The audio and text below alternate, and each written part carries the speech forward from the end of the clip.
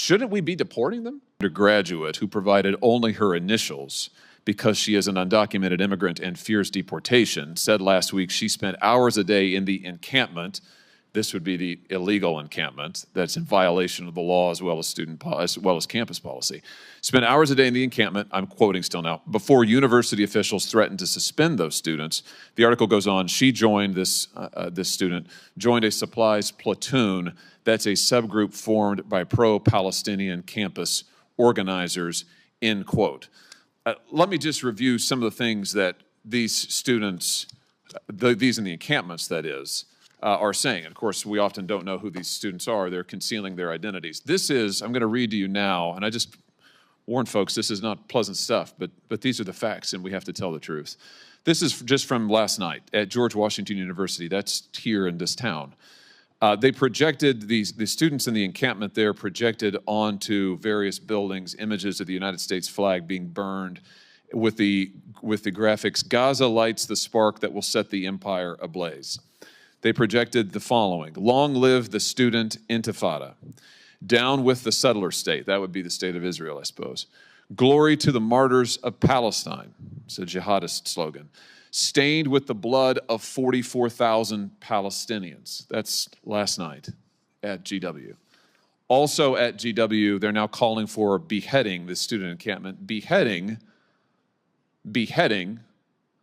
of individuals who support the state of Israel, including holding a people's tribunal where they're putting on trial, quote unquote, various members of their own board of trustees and calling for a guillotine. Here's Columbia University students on April the 20th, 2024. This is all public record. I'm reading this now. This is on, I guess it's X. Columbia University students yelling at Jewish students, and I quote, "Never forget October 7th. It will not happen, it will happen, not one more time, not 5 more times, not 10, not 100, not 1,000, but 10,000 times. The 7th of October is going to be every day for you." The 7th of October, this is to Jewish students, is going to be every day for you, end quote.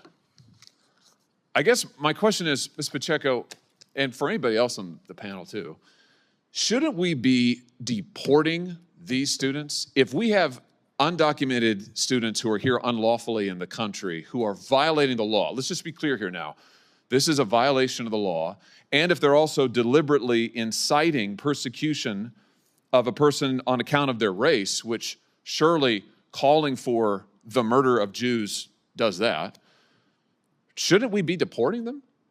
Does anybody think we shouldn't be? Shouldn't we be deporting these students who are here unlawfully? Ms. Pacheco?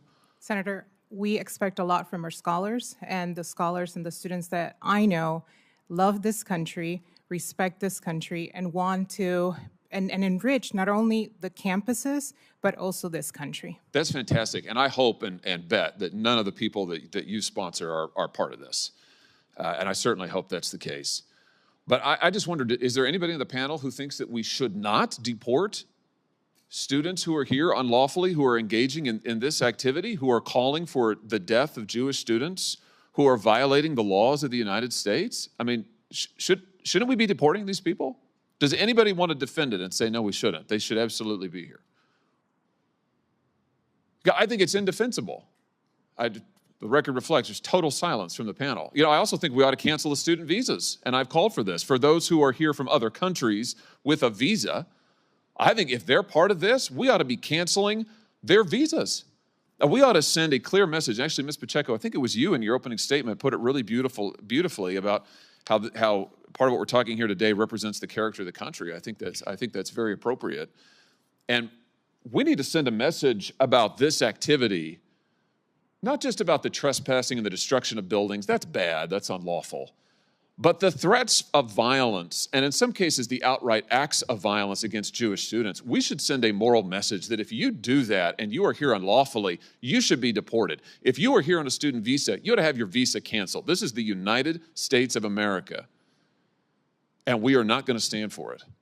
And I would just hope we could speak with one moral voice on this issue. Thank you, Mr. Chairman. Senator Kennedy, you're next. Thank you, Mr. Chairman, and thanks to all the members of our panel for being here today. Ms. Nobles, I'm sorry. I don't have a daughter. I have a son. If what happened to your daughter happened to my son, I don't know if I could ever recover. I don't know why bad things happen to good people. If I make it to heaven, I'm going to ask. I'm just sorry. Thank you. I don't know anybody in the United States Senate who has worked harder to implement and control, well, let me amend that, to implement an immigration policy that looks like somebody designed it on purpose than Senator John Cornyn. The problem we've had in the last 3 years is that except until recently, when it became a political issue, President Biden just didn't care. And sometimes when a person acts like he doesn't care, it's not an act.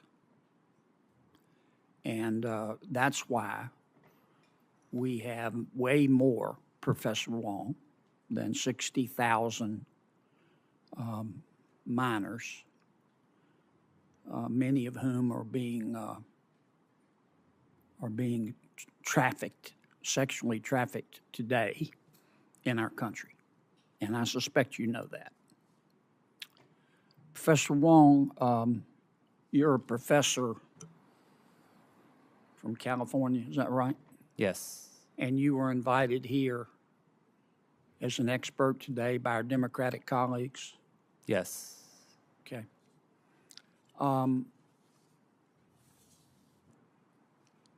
You're on the board of directors of the California Immigrant Policy Center. Is that right? Yes, it is. And I'm looking at your website. You and the center believe, I want to quote, if that's okay. According to you and the center, quote, the immigration enforcement system is built on white supremacy, economic exploitation, and criminalization, and must be dismantled, end quote. Is that correct? I'm not aware of that statement. Here it is, right from your website, and you're on the board of directors. Do you believe that our immigration system is built on white supremacy? No, sir. Well, you said it, Professor. Now,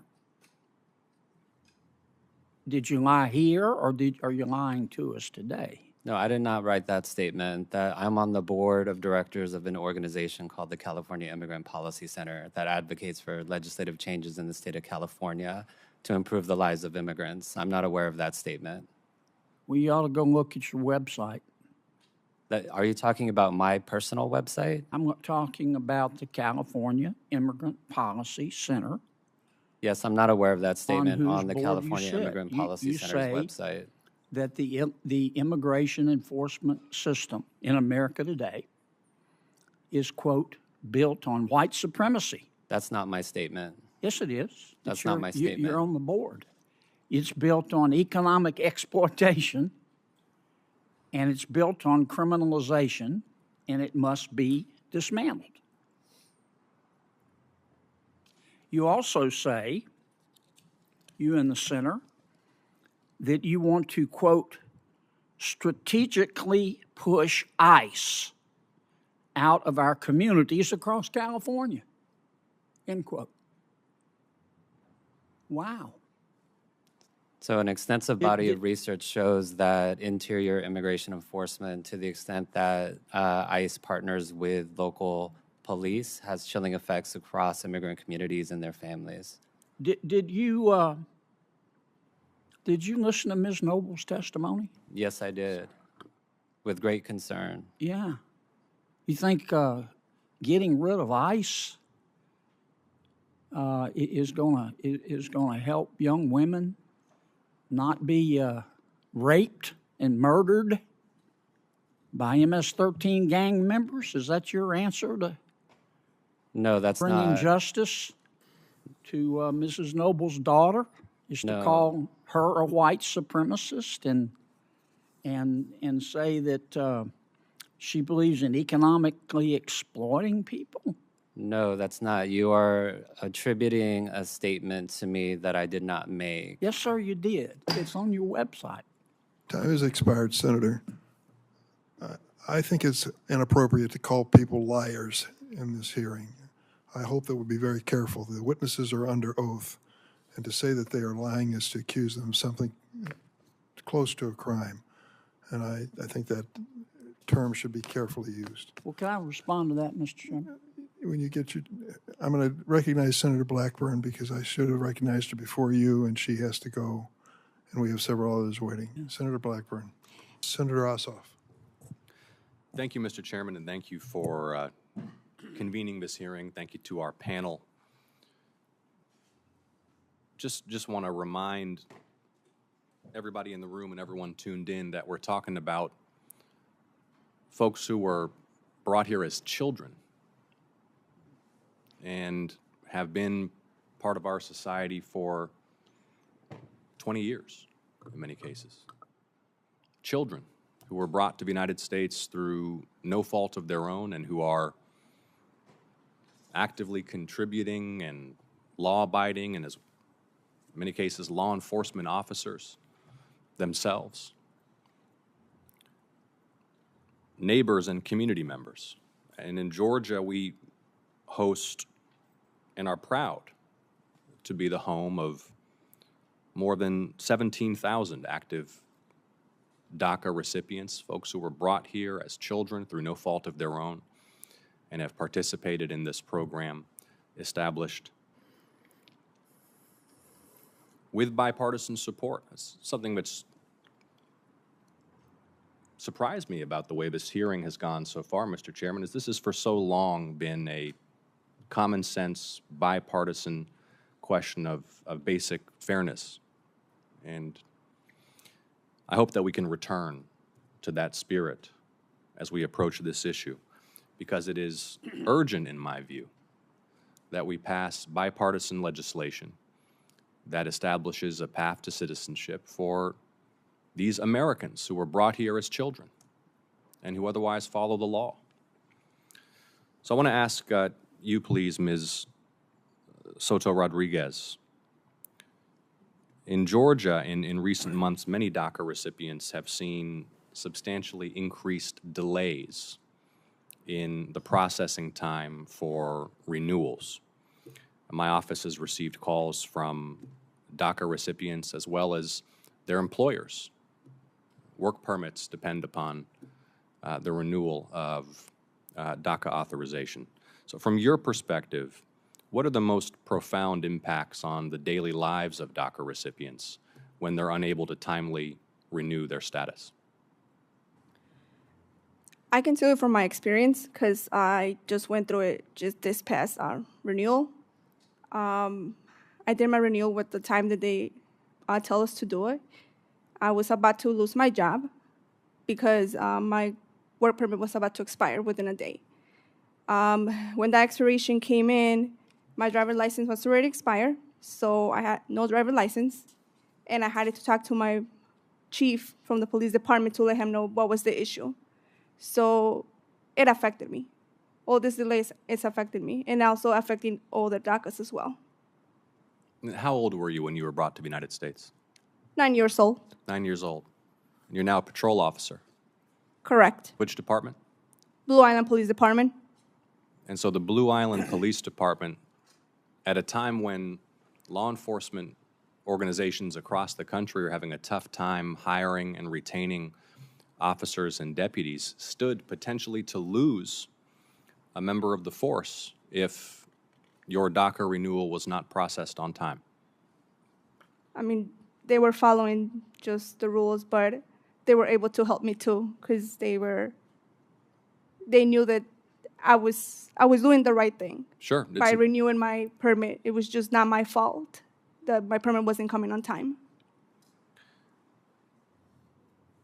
Ms. Soto Rodriguez, what would be you've heard, there's been some theatrics at this hearing, and welcome to the United States Senate, but as you've heard all of the partisan speeches today and all the usual political talking points that people associate with Congress and see on TV, as someone who has lived the journey you have and who has achieved amazing things, and you're defending your community, you're enforcing the law with the Blue Island Police Department, what would be your message to senators up here who have been talking about this, the importance of establishing some stability, some permanency, about a path to citizenship for folks who were brought here as children, have been here for 20 years, have participated in the DACA program? What's your message to these politicians today?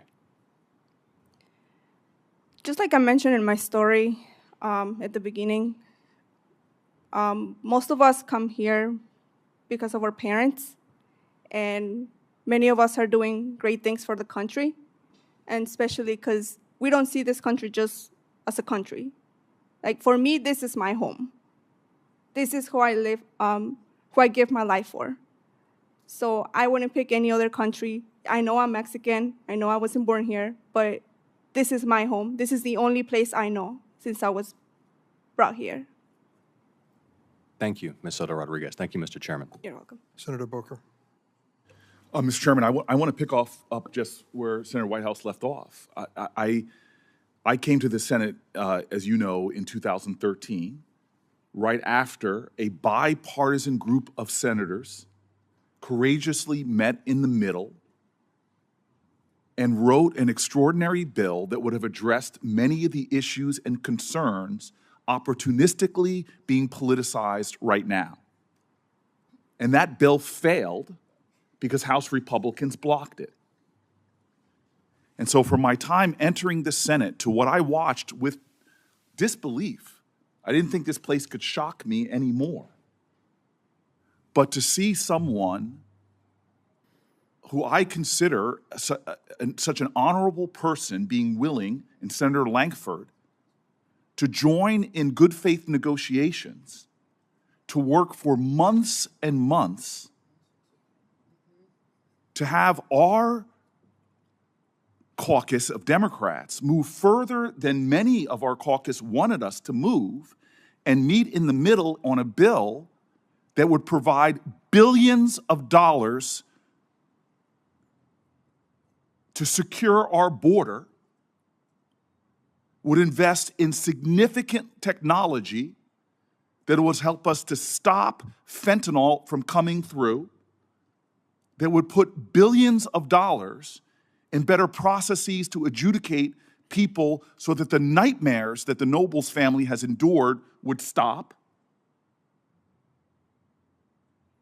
that would create new laws and new abilities that were applauded by the very people who every day stand on our border, the officers' union, and to have that bipartisan bill objected to people, of course, on both sides of the political spectrum, but that had enough votes in this body to pass, and then to have President Trump demonize this bipartisan bill that his own Senate party members were saying we would not get a better deal under a Trump presidency.